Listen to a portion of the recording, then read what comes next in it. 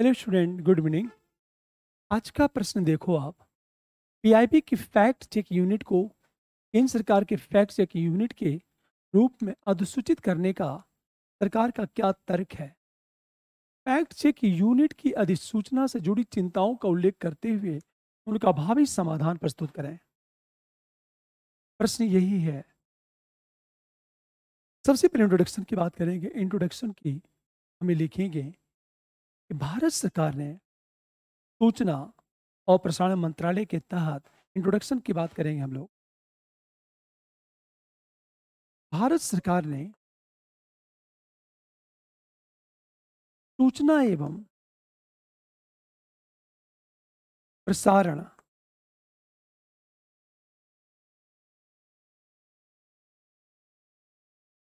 मंत्रालय के तहत पीआईबी की फैक्ट चेक यूनिट को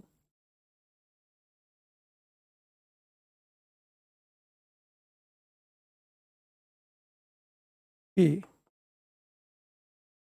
फैक्ट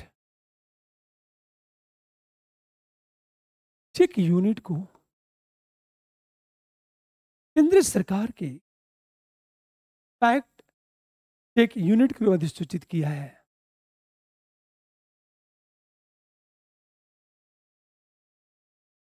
कि फैक्ट चेक यूनिट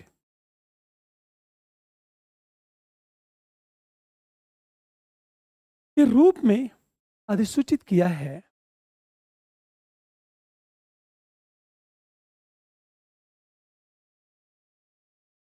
ये हमारा फर्स्ट पैरा। ये जीएस सेकेंड पेपर का क्वेश्चन है। इंडियन एक्सप्रेस का आर्टिकल है ये। भारत सरकार ने सूचना एवं प्रसारण मंत्रालय के तहत पीआईबी के फैक्ट चेक यूनिट को केंद्र सरकार के फैक्ट चेक यूनिट के रूप में अधिसूचित किया है। हम जब सेकेंड पैरे में आएंगे कि सेकेंड पैरा इस रूप में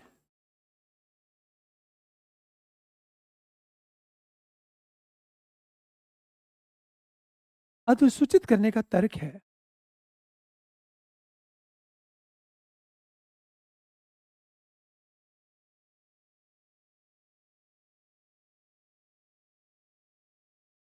कि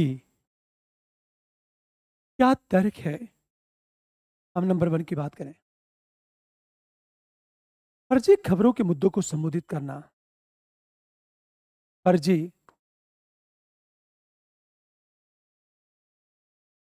खबरों के मुद्दों को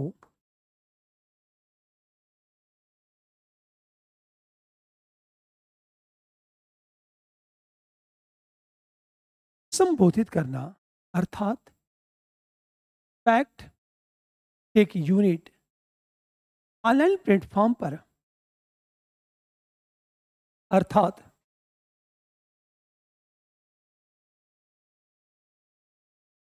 फैक्ट चेक यूनिट ऑनलाइन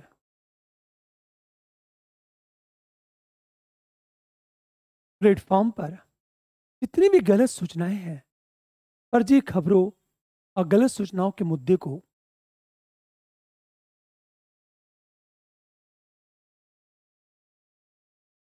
फर्जी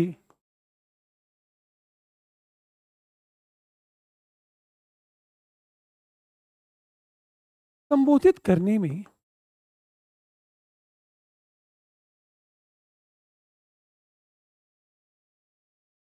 सहायक है ये। नंबर दो की बात करें। इससे फेसबुक, ट्विटर इत्यादि इत्यादि जैसे सोशल मीडिया मध्यस्थों की जवाबदेहिता बढ़ जाएगी।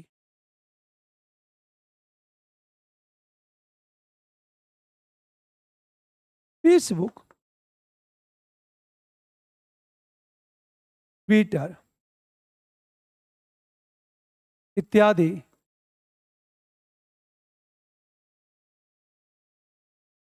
सोशल मीडिया की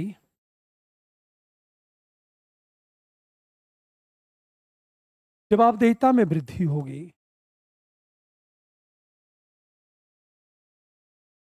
ये सरकार का कहना ही है, जिन्हें अब झूठी और भ्रामक सामग्री हटाने की आवश्यकता होगी।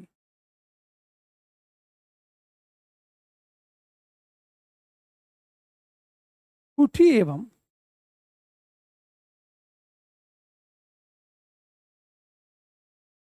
सामग्री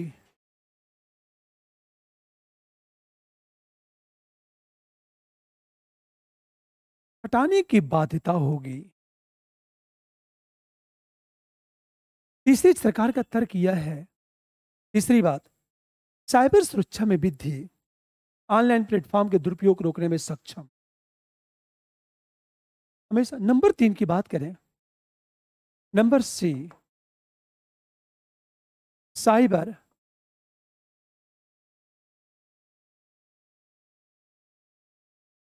सुरक्षा में वृद्धि, क्योंकि ऑनलाइन प्लेटफॉर्म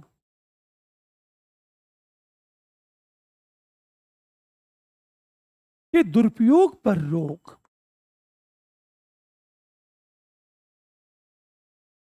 और सबसे नीचे देखा जाए, नफरत भरे भाषण, हिंसा की रोकथाम आसान।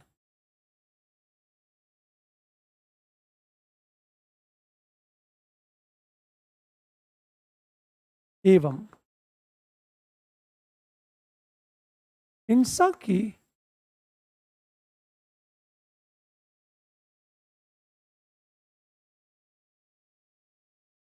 रोकथाम आसान, क्योंकि इससे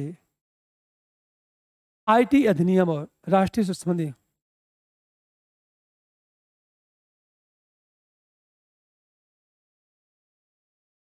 आईटी एवं राष्ट्रीय सुरक्षा से संबंधित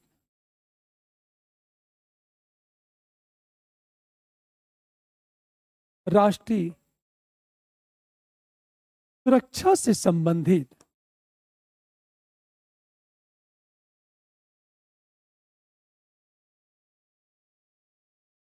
कानूनों का पालन सुनिश्चित।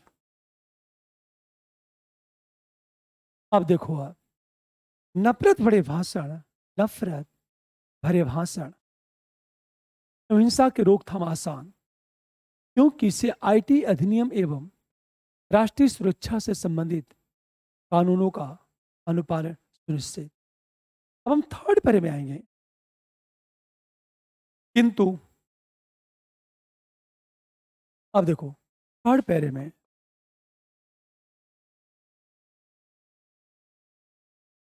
कहा जाए, भारत सरकार द्वारा फैक्ट एक यूनिट की अधिसूचना से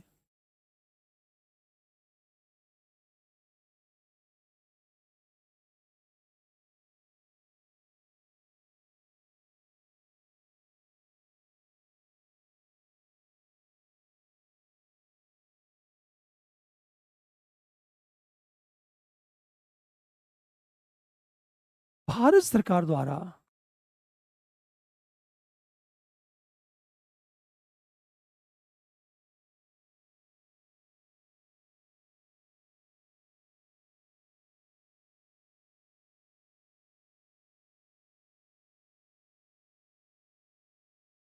यूनिट की अधिसूचना से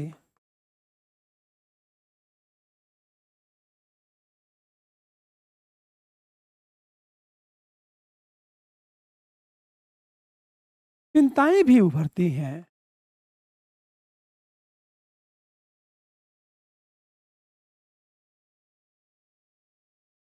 जैसे कौन सी चिंता है? नंबर 1, पीआईबी की फैक्ट चेक यूनिट और सामग्री को सेंसर करने की शक्ति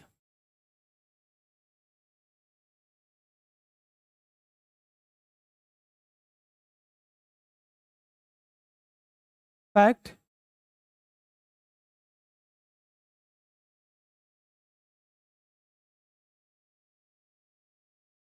सामग्री को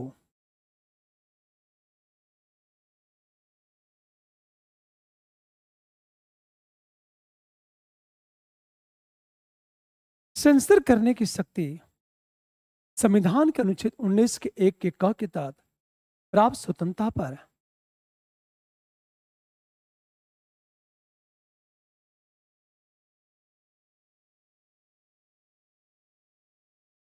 क के तहत प्राप्त स्वतंत्रता पर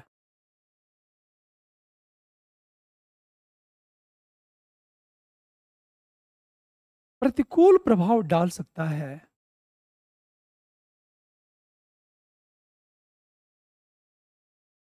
पहली चिंता तो यह है। दूसरी चिंता यह है, सरकार द्वारा असहमत की आवाज या सरकारी कार्य की आलोचना को दबाने के लिए नंबर 2 की बात करें, सरकार द्वारा असहमति की आवाज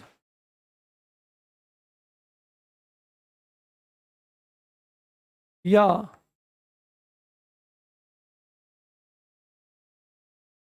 सरकार की सरकारी कार्यों की आलोचना को दबाने के लिए इस शक्ति का दुरुपयोग किया जा सकता है।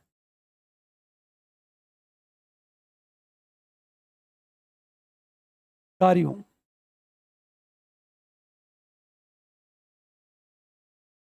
आलोचना को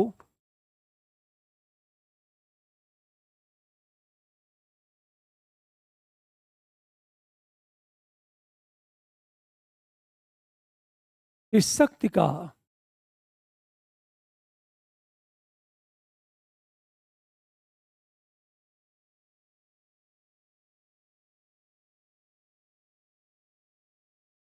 दुरुपयोग किया जा सकता है। इससे लोकतंत्र, मानवाधिकारों पर गंभीर प्रभाव पड़ सकता है। इससे लोकतंत्र एवं मानवाधिकारों पर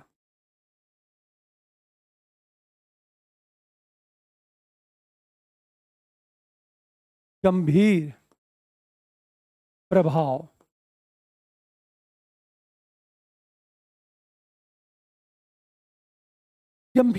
पड़ सकता है। तीसरी चीज, फैक्ट चेक यूनिट द्वारा निभाई गई भूमिका में हितों का महत्वपूर्ण टकराव है। फैक्ट यूनिट द्वारा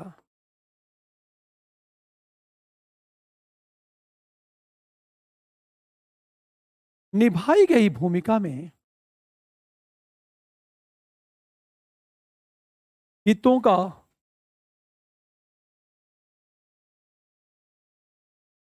टकराव है, क्योंकि यह न्यायाधीश, जूरी और निष्पादक की भूमिका निभाती है।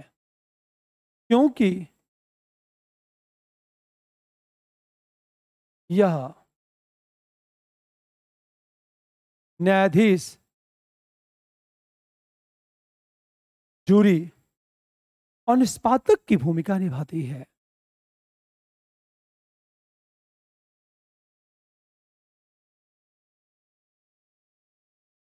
कि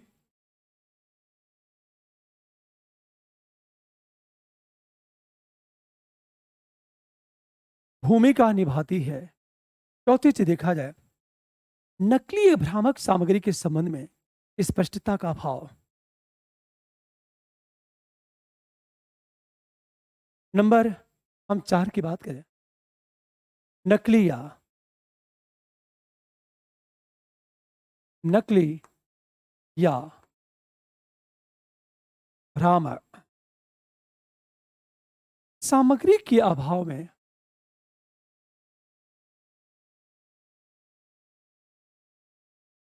संबंध में स्पष्टता का अभाव, परिणामतः सरकार द्वारा मनमानी सेंसरशिप की संभावना।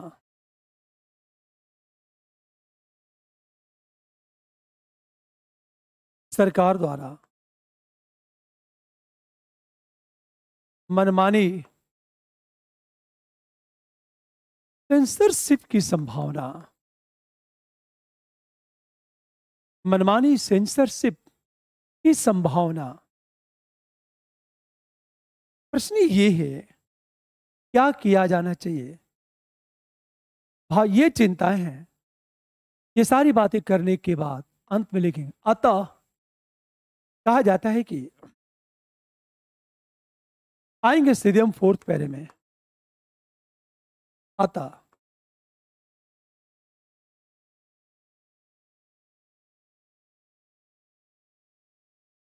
भ्रामक सामग्री पर रोग के साथ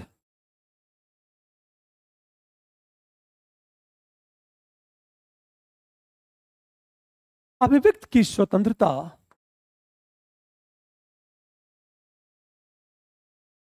एवं मानवाधिकार के संरक्षण के लिए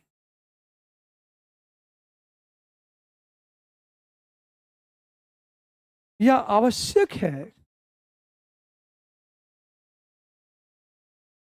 कि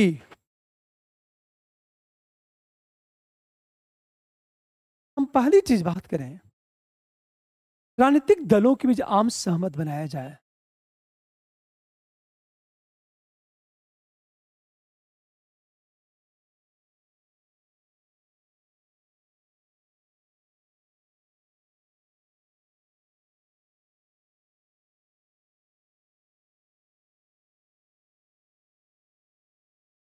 राजनीतिक दलों के बीच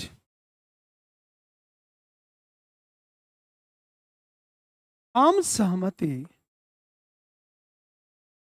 बनाया जाए, पहली चीज। हम दूसरी चीज बात करें,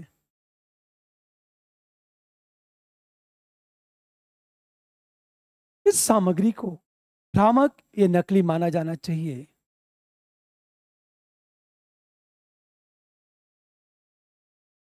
इस सामग्री को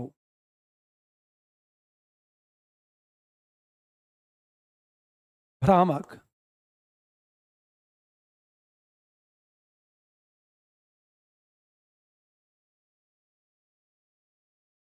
इस संबंध में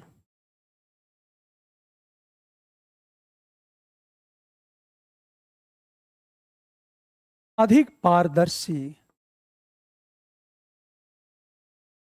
ट्रांसपेरेंसी हो और भागीदारी पूर्ण प्रक्रिया विकसित करने के लिए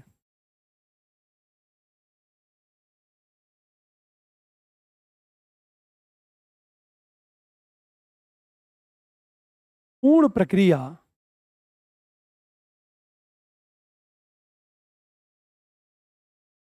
विकसित करने के लिए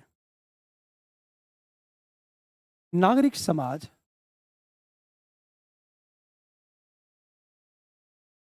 जितने हितधारक हैं, मीडिया, अन्य हितधारकों को साथ काम करना चाहिए।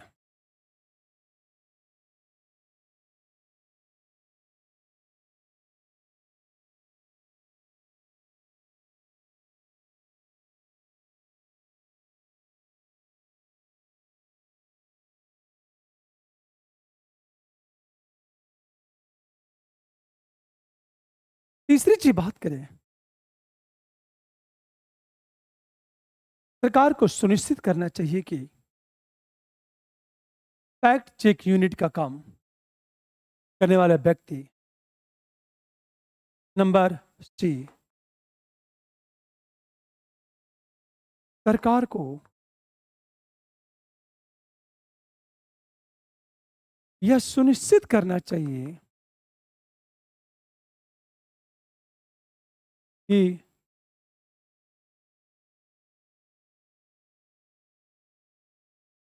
करने वाला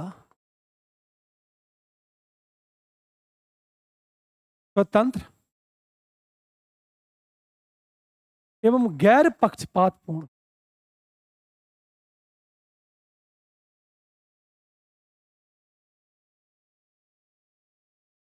नंबर डी की बात करें, न्यायिक या कानूनी दिशा निर्देशों के अनुरूप कामकाज को सुनिश्चित किया जाए। न्यायिक एवं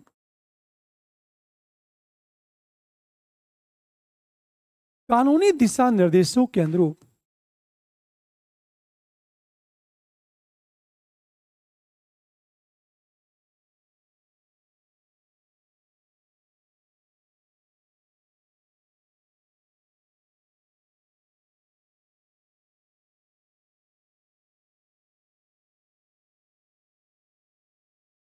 कामकाज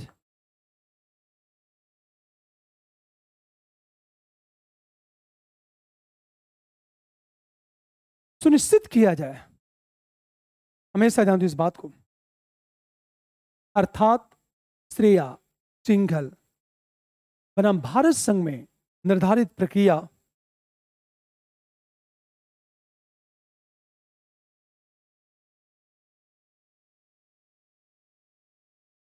सिंघल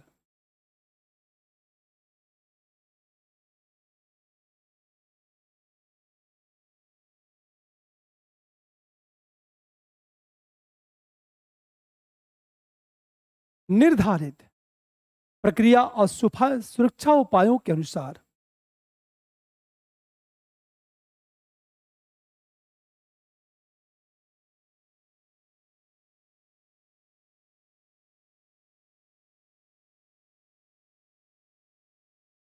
आईटी अधिनियम के 69A के अनुसार कार्य किया जाए।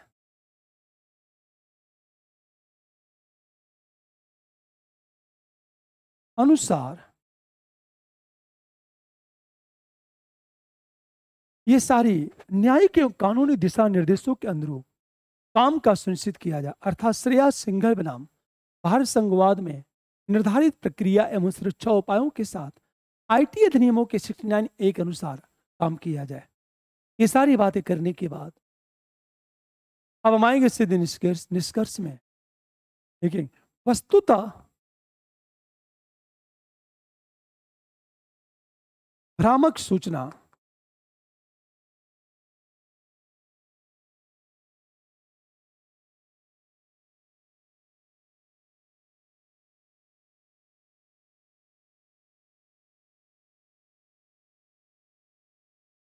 के निषेध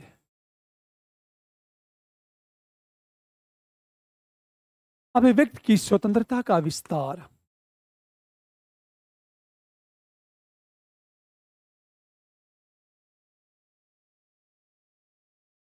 एवं यह कहा जाए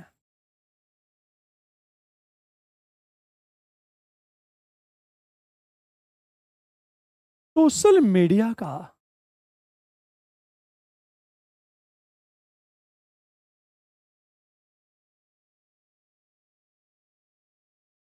लोकतंत्र में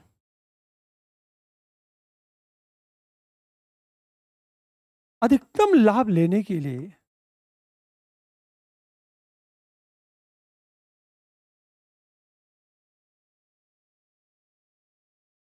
राजनीतिक एवं प्रशासनिक स्तर पर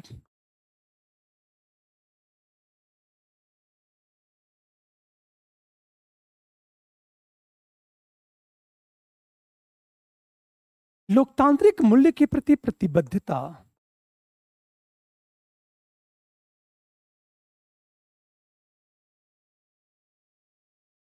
एवं शुचिता आवश्यक है। ये करने के बाद आंसर को क्लोज कर देंगे हम लोग। इस प्रकार देखा जाए, ये जो आंसर है फैक्ट चेक यूनिट की बात करें हम लोग,